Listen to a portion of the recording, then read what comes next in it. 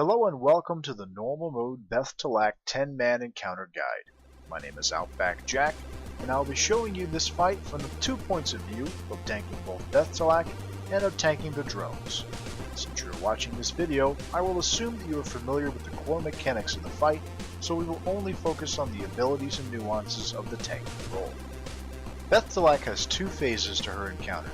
Phase 1, the Cinderweb, and Phase 2, the Frenzy. During the Cinderweb, or Add phase, your raid will be split to DPS the Spiderlings, the Spinners, and the Drones, as well as a DPS up top for Beth'tilac herself. We'll start with what happens up on top with Beth'tilac. In order to get up to Beth'tilac, you'll need to taunt a Cinderweb Spinner, which will cause it to come down to ground level and bring a web elevator along with it. After you've killed 3 Spinners, one for you, one for your healer, and one later for a DPS, you'll right-click on the web elevator to bring you up top with Beth'tilac. In case your healer is a little behind, you should be ready to pop a big cooldown to mitigate as much of Beth'tilac's damage as you can.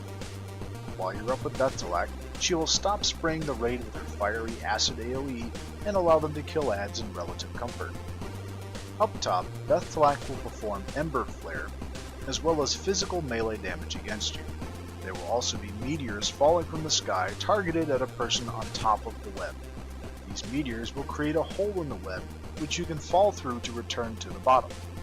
You'll want to avoid these until Beth'tilac begins to cast Smoldering Devastation. Smoldering Devastation will cause massive amounts of damage to anyone on top of the web and will kill you. This means you will need to jump down to the ground floor through one of the holes created by the meteors or directly in the center of the web itself. Once you return to the floor, you'll wait for the spinners to show up again, and then repeat this process all over. Now let's look at the drone tanking portion of this phase. The drones will appear on a set timer and need to be tanked somewhat near the raid but facing away from your raid members. This is because the drones have a fairly nasty cone attack which you don't want aimed at anyone else's face but your own. The drones will also eat any of the little spiderlings which get near it. The Spiderlings have no aggro table, and will move directly towards the drone. Your DPS will need to kill all of the Spiderlings before they get to the drone, or the drone will eat them, replenishing some of the drone's health and boosting its damage and movement speed by 20%. The Spiderlings can be stunned and knocked back, although you should have an easy time kiting the drone away from the Spiderlings. After Beth'tilac has cast Smoldering Devastation 3 times, she will come down from her web to start the final phase, the Frenzy. Note that Beth'tilac will also try to eat the Spiderlings if they are too close to her when she comes down. You'll want to make sure that all Spiderlings are dead or dying far away from the center of the room when Beth'tilac reaches the floor.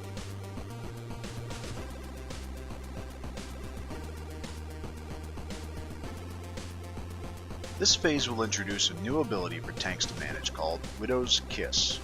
Widow's Kiss is a debuff applied to Beth'tilac's target, which does fire damage to everyone within 10 yards, as well as reduce healing received by 10% for every stack. When Widow's Kiss is applied, the other tank will taunt Beth'tilac, and you will move away from the raid, but still staying within range in case a healer needs to toss a heal at you. After the 10th stack is applied, you can return to your spot and wait for Beth'tilac to apply Widow's Kiss to the other tank. Beth'tilac will also be gaining a stacking buff called Frenzy. Frenzy will increase all of her damage done by 5% for each stack. This includes not only her melee damage against you, but also her Ember Flare ability, which is dealing damage to the rest of your raid.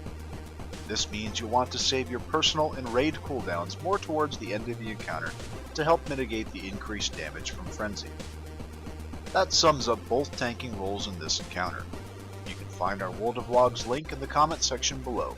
Since we've used 2 separate videos in this guide, that log will apply to our more recent kill. Thank you for watching this video. If you have any questions, please visit the Tankspot.com strategy forums for discussion on this encounter and others. Enjoy your kill!